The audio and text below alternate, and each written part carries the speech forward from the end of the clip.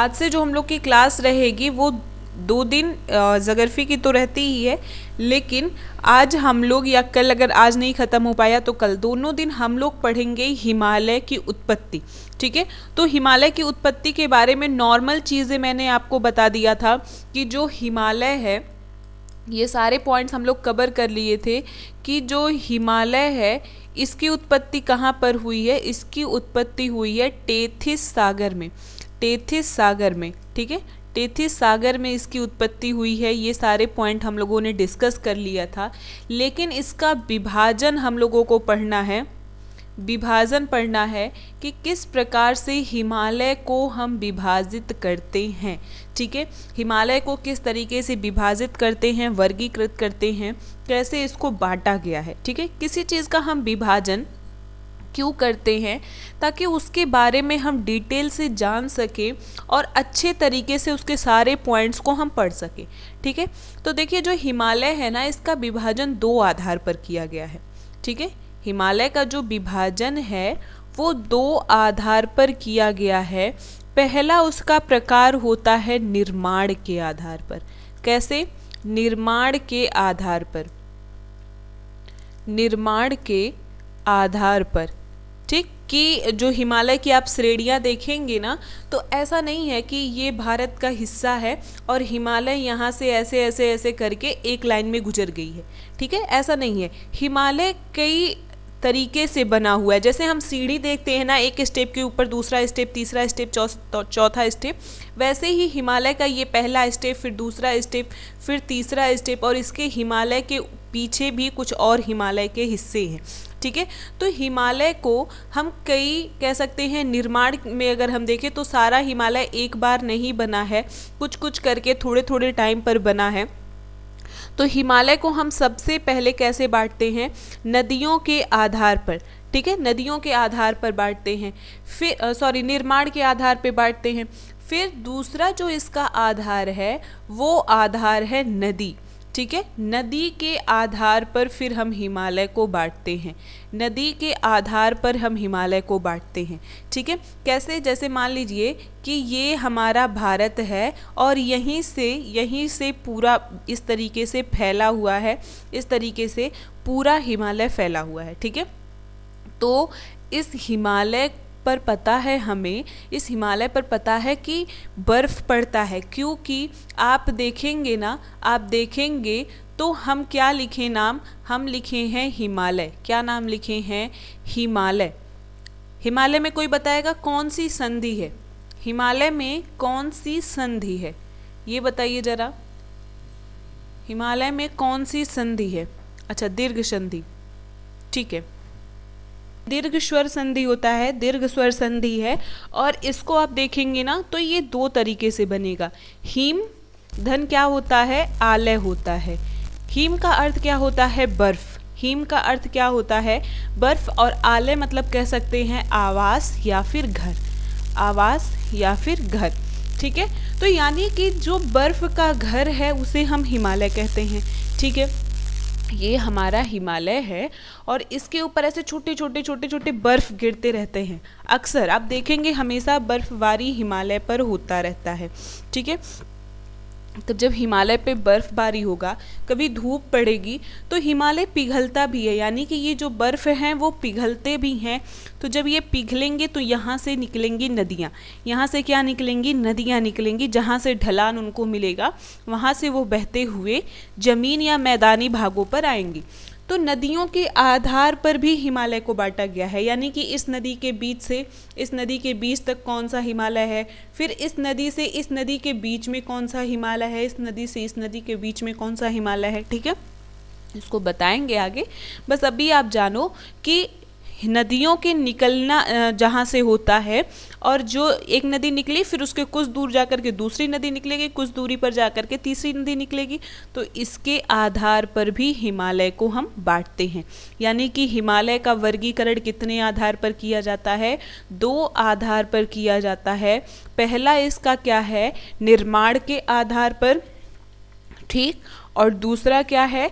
दूसरा है नदी के आधार पर, दूसरा है नदी के आधार पर। ठीक है, समझ में आ गया इतना? चलिए अब थोड़ी बहुत चीज़ें हम बहुत नॉर्मल बात करेंगे हिमालय के बारे में, बहुत नॉर्मल चीज़ें हम देखेंगे। पहली चीज़ तो आपको बहुत अच्छी तरीके से पता है, बहुत अच्छी तरीके से पता है कि इसकी स्थिति कहाँ पर है।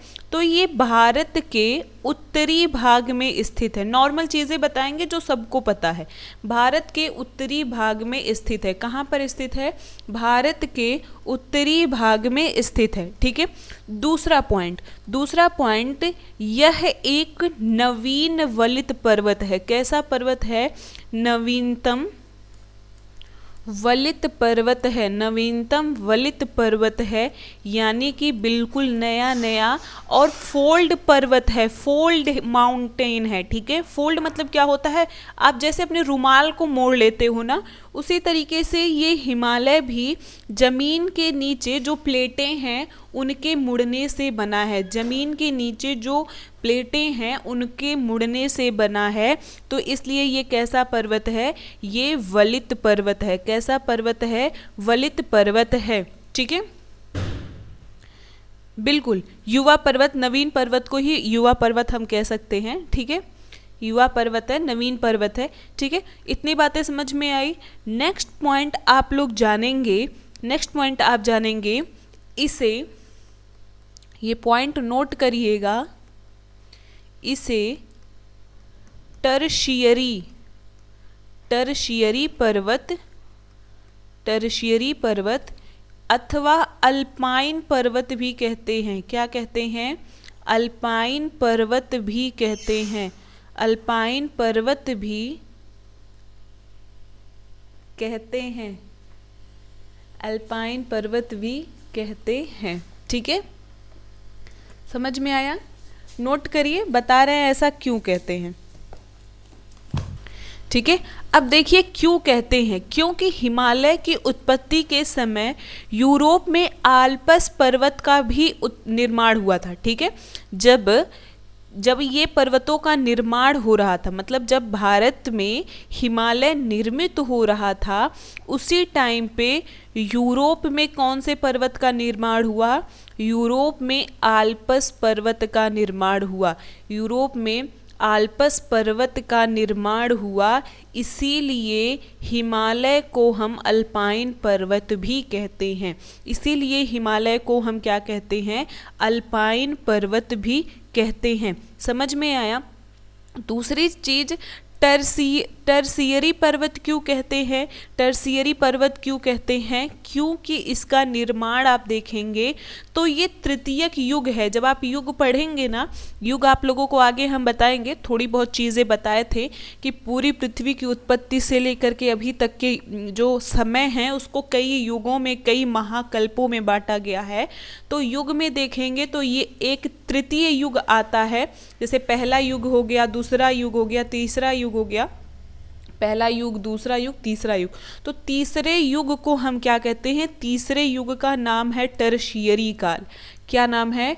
टर्शियरी काल है। और इसी काल में ही किसका निर्माण हुआ था? हिमालय का निर्माण हुआ था।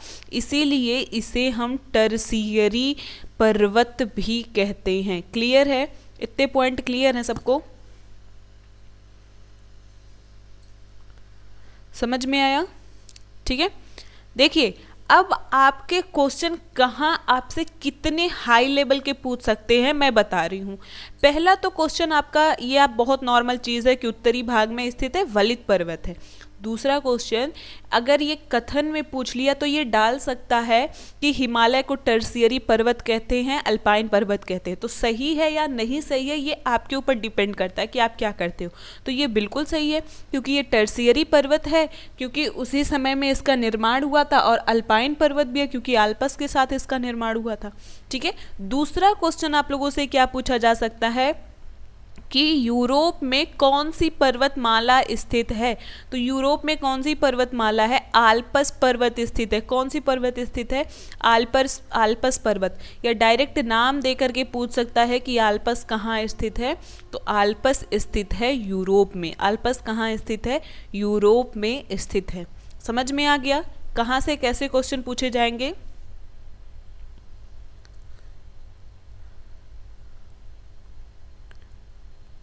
ठीक है।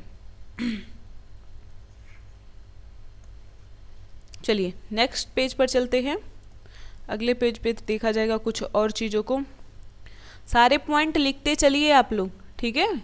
चलिए अब देखिए, जब हिमालय की उत्पत्ति हो रही थी, ठीक है, हिमालय की उत्पत्ति हो रही थी, तो आप लोगों को बताया कि आल्पस पर्वत की भी उत्पत्ति हुई, ठीक है, आल्पस पर्वत की ही उत्पत्ति हुई। लेकिन आपको पता होना चाहिए कि जैसे हिमालय नवीनतम पर्वत है, ठीक है, हिमालय नवीनतम पर्वत है, वैसे ही विश्व में कुछ और नवीनतम पर्वत है। जैसे याद रखेंगे, उत्तर अमेरिका में रॉकीज, ठीक है, उत्तर अमेरिका में रॉकी। दक्षिण अमेरिका में कौन सा पर्वतमाला है, थोड़ा हमको बताएंगे, आप लोग कमेंट करके बताएंगे। दक्षिण अमेरिका में कौन सा नवीन पर्वत है, दक्षिण अमेरिका में कौन सा नवीन पर्वत है? जो लोग पहले पढ़े हैं उनको याद होगा, नहीं याद है तो अच्छा, ममता जी का जवाब आ गया एंडीज। और बाकी लोग अगर नहीं याद है तो ये बहुत दुख की बात है, मैंने सब पढ़ा दिया है।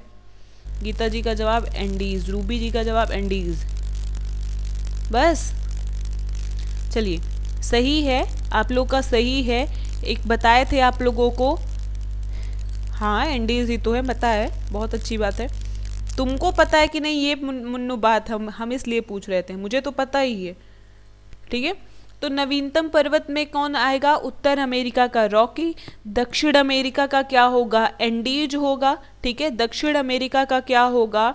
एंडीज होगा। अफ्रीका में एक पर्वत मिलता है, अफ्रीका में एक पर्वत मिलता है एटलस, एक पर्वत मिलता है एटलस, ठीक है। ऐसे ये पर्वत हैं जो नवीन पर्वत में आएंगे। कौन से पर्वत में आएंगे? नवीन पर्वत में आएंगे। तो आपसे एक क्वेश्चन यहाँ से भी बन सकता है कि निम्नलिखित में से कौन सा नवीन पर्वत का उदाहरण है? निम्नलिखित में से कौन सा नवीन पर्वत का उदाहरण है? तो रॉकी, एंडीज, एटलस, हिमालय का नाम भी आप डाल सकते हैं, आल्पस का भी नाम डाल सकते हैं, ठीक है, बिल्कुल। दूसरी चीज़ आप लोग याद रखेंगे, डायरेक्ट नाम दे करके पूछा जा सकता है कि ये पर्वतमाला कहाँ स्थित है। उत्तरी अमेरिका में रॉकी, दक्षिण अमेरिका में एंडीज, अफ्रीका में एटलस। रट जाना चाहिए, क्योंकि ग्रेट डिवाइडिंग रेंज आपके कहाँ पर स्थित है? ये स्थित है ऑस्ट्रेलिया में। और ये क्वेश्चन आपके प्रीवियस ईयर में 68,500 की जब वैकेंसी हुई थी तो डायरेक्ट उठा करके पूछा गया था कि कहाँ पर स्थित है, ठीक है, बिल्कुल। तो ये आपसे क्वेश्चन बन सकते हैं और इसीलिए इन सब सारी चीज़ों को रट डालिए, ठीक है, इन सारी चीज़ों को रट डालिए। और एक दिन आप लोग की सिर्फ ऐसे ही क्लास होगी, मैं ओरली सब पूछूंगी, रटे रटाए वन लाइनर क्वेश्चन, ठीक है। तो आगे पढ़ते हैं। ये सारे पॉइंट नोट करने के बाद, हम लोग देखेंगे, एक मिनट,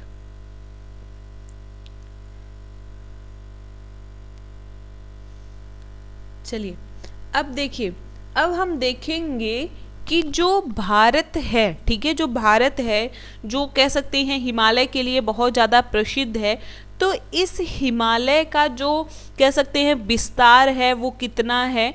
विस्तार कहाँ से कहाँ तक है? कितनी इसकी चौड़ाई है? कहाँ पर इसकी चौड़ाई अधिक है और कहाँ पर इसकी चौड़ाई कम है? तो ये कुछ चीज़ें हैं, हम इसके बारे में बात करेंगे।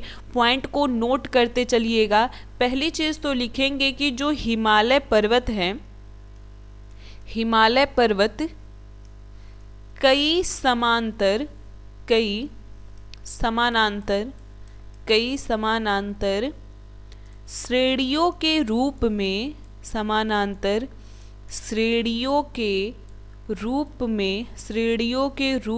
लगभग 5 लाख वर्ग किलोमीटर, 5 लाख वर्ग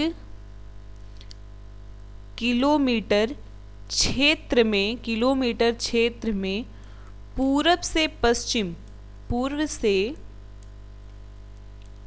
पश्चिम में चापाकार रूप में स्थित है, चापाकार रूप में स्थित है, चापाकार रूप में स्थित है। इस पॉइंट को समझिए। आप जब देखेंगे ना तो हिमालय की जो स्थिति है वो कुछ इस तरीके से है, ठीक है। हिमालय की स्थिति कुछ इस तरीके से है और ये रहा आपका पश्चिम, ये वाला हिस्सा क्या हो जाएगा, पश्चिम हो जाएगा, और ये वाला हिस्सा क्या हो जाएगा, पूर्व हो जाएगा।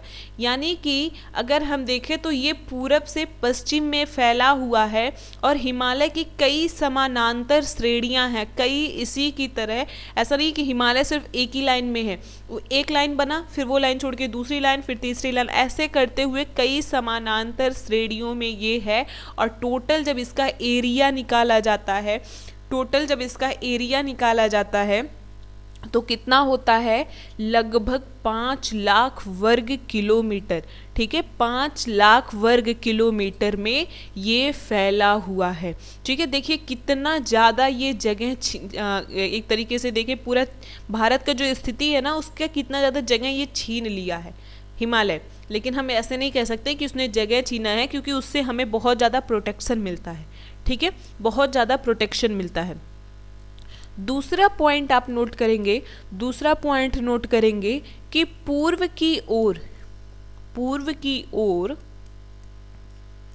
यह 200 किलोमीटर चौड़ा, 200 किलोमीटर चौड़ा तथा पश्चिम की ओर, तथा पश्चिम की ओर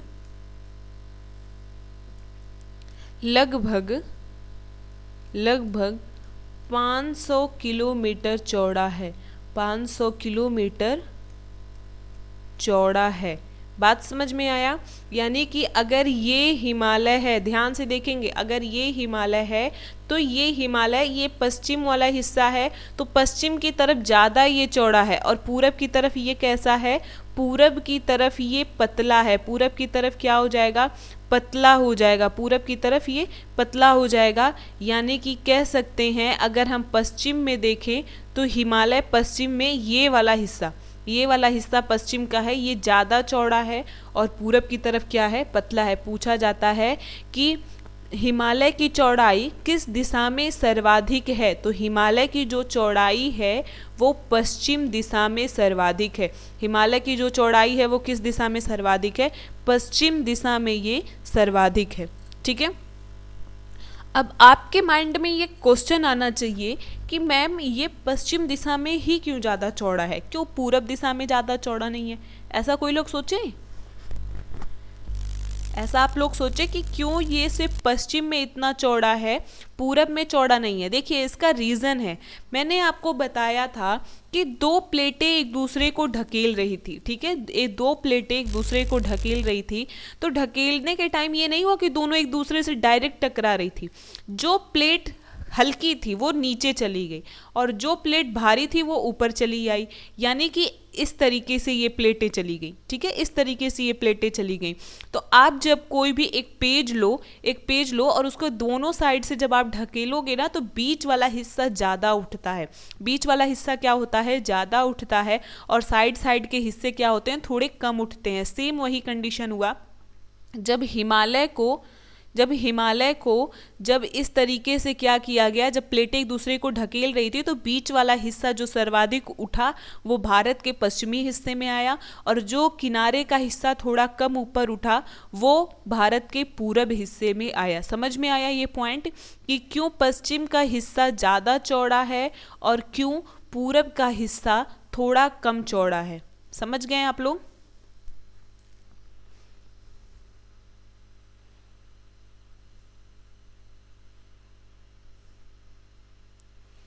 ठीक है,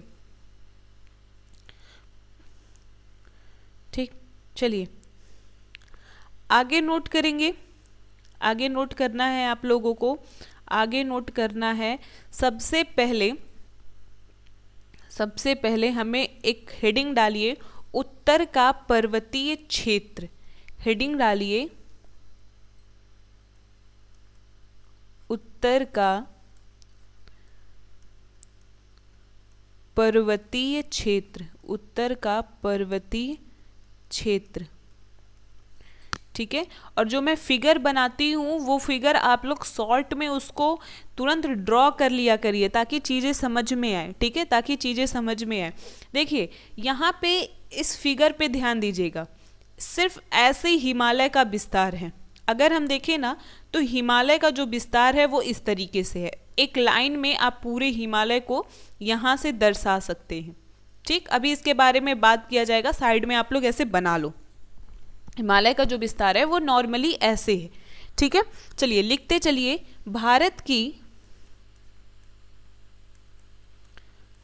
की उत्तरी सीमा, भारत की उत्तरी सीमा पर विश्व की सबसे ऊंची चोटी, सबसे ऊंची एवं पूरब पश्चिम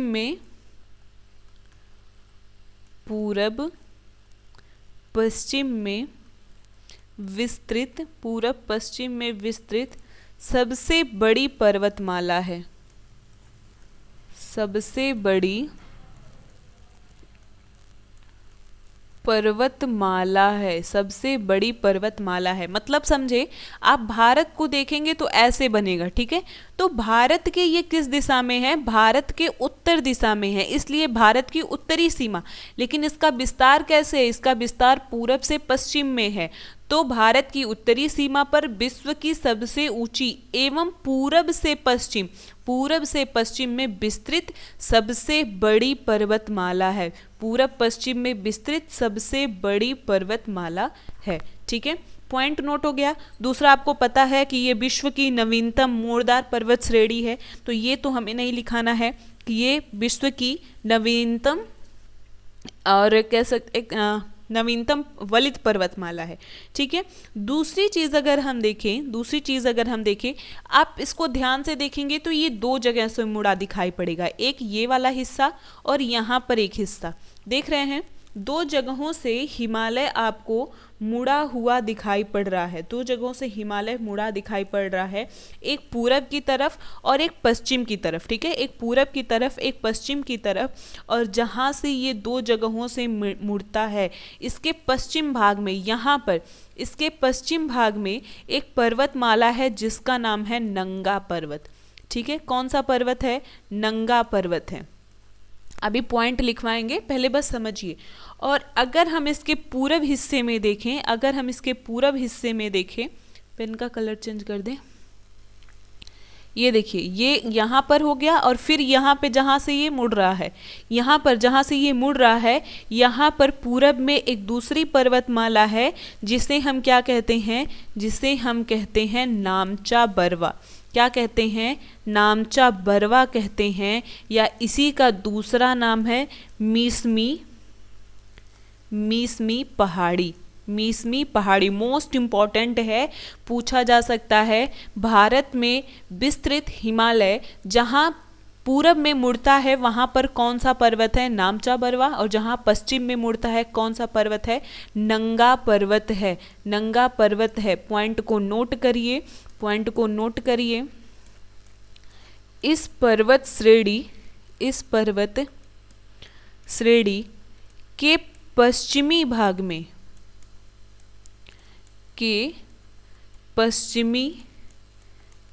में नंगा पर्वत के निकट एवं पूर्वी भाग में नामचा बरवा के निकट दो तीखे मतलब ये नहीं खाने में तीखा है। ठीक है, तीखे मतलब बहुत तेजी से, एक तरीके से कहा जाए, दो तीखे अक्ष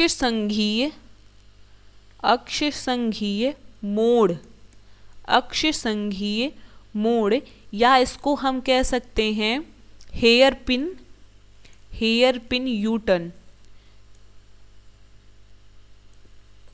इसको कह सकते हैं हेयर पिन टर्न।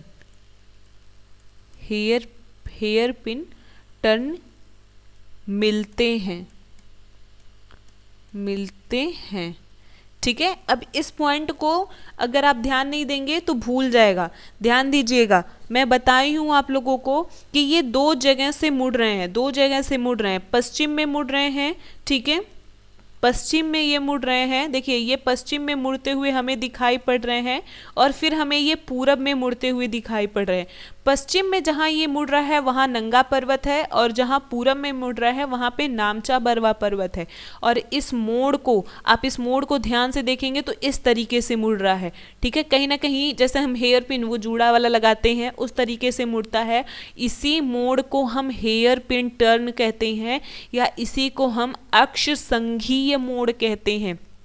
क्या कहते हैं? अक्ष संघीय मोड़ कहते हैं। याद रखेंगे, पूछा जा सकता है कि भारत में जो हिमालय स्थित है वहाँ पर अक्ष संघीय मोड़ कहाँ कहाँ हैं?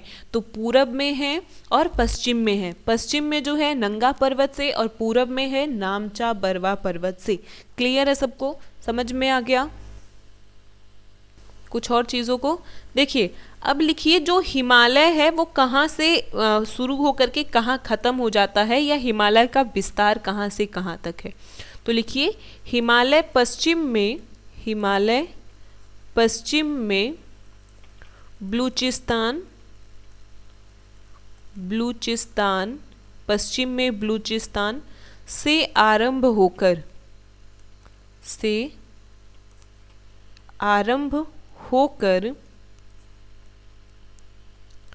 म्यांमार के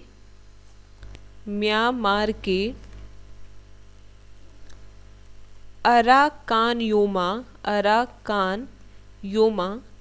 ये पूछा जाता है। अराकान योमा पर्वत कहाँ पर स्थित है? म्यांमार में है।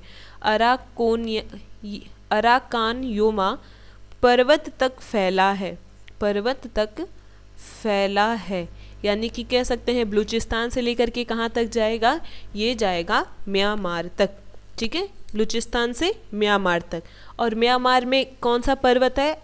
Arakan Yoma. ठीक है, अराकान योमा। ठीक, दूसरी चीज, इसकी आकृति कैसी है? तो धनुषाकार है। कैसी आकृति है? धनुषाकार पर्वत है। ये आकार में कैसा है? ये धनुष के आकार का। देखिए ऐसे बना हुआ है ना। चलिए यहाँ पे हम एक क्या करते हैं, रस्सी बांध देते हैं और यहाँ तीर लगा देंगे। अब बताओ ये धनुष के आकार का बन गया कि नहीं? तो इसकी आकृति कैसी है? हिमालय की आकृति है धनुषाकार। हिमालय की आकृति कैसी है? धनुषाकार है। ठीक है, दूसरा चीज़ मैंने आपको बता दिया कि पूरब में इसकी चौड़ाई क्या है? कम है, और पश्चिम में इसकी चौड़ाई अधिक है। ठीक है, तो मैं ये नहीं लिखा रही हूँ कि पश्चिम से पूरब की ओर चौड़ाई इसकी घटती जाती है। नॉर्मल सी चीज़ है, आपको पता होना चाहिए। ठीक है, लेकिन इसकी एवरेज ऊंचाई पूछी जाती है। तो याद रखेंगे, औसत ऊंचाई जो हिमालय है इसकी औसत ऊंचाई कितना है? 6000 मीटर है।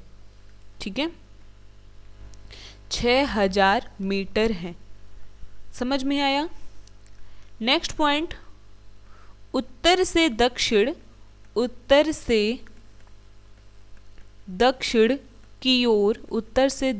की ओर क्रमशः ट्रांस हिमालय, वृहद हिमालय,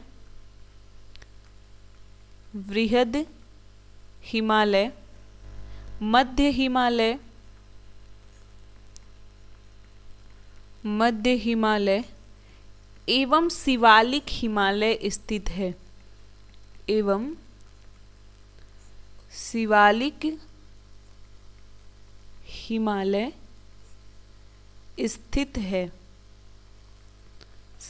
हिमालय स्थित है। ठीक है, मतलब जब आप हिमालय को देखेंगे ना तो ये भारत है। भारत में जो हिमालय है, या जो कह सकते हैं हिमालय है, वो देखिए इस तरीके से है। पहले ट्रांस हिमालय, ठीक है, सबसे पहले कौन सा हिमालय आएगा? ट्रांस हिमालय, छोटा सा है, इसमें कई श्रेणियां हैं, आगे पढ़ा जाएगा।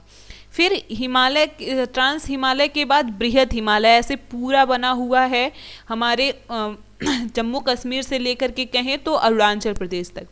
फिर बीच में मध्य हिमालय है, वो कुछ ऐसे बीच बीच में टूटी टूटी डैश की तरह है, क्योंकि ये लगातार नहीं बनी है, कुछ बनी है फिर कुछ गैप है, बनी है गैप है, बनी है गैप है। और लास्ट में फिर शिवालिक हिमालय है जो थोड़ी दूर तक स्थित है। ठीक है, तो हिमालय को अगर हम देखें तो ऊपर से अगर चले, उत्तर से चले, तो पहले हमें मिलेगा ट्रांस हिमालय, ट्रांस हिमालय मिलेगा, फिर नीचे बृहद हिमालय मिलेगा, फिर नीचे मध्य हिमालय मिलेगा, और उसके नीचे क्या मिलेगा? शिवालिक हिमालय। उसके नीचे क्या मिलेगा? शिवालिक हिमालय मिलेगा। पूछा जाता है कि इसको क्रम से सजाइए, उत्तर से दक्षिण की ओर कैसे सजाना है? उत्तर से दक्षिण की ओर क्रम से सजाना है। तो उत्तर में सबसे पहले ट्रांस हिमालय, फिर बृहद हिमालय, फिर मध्य हिमालय, और फिर शिवालिक हिमालय। दक्षिण से उत्तर की ओर, तो दक्षिण की से उत्तर की ओर पहले शिवालिक हिमालय, फिर मध्य हिमालय, फिर बृहद हिमालय, फिर ट्रांस हिमालय। समझ में आया? समझ नहीं आया तो रट लीजिए। अभी बताइए पहले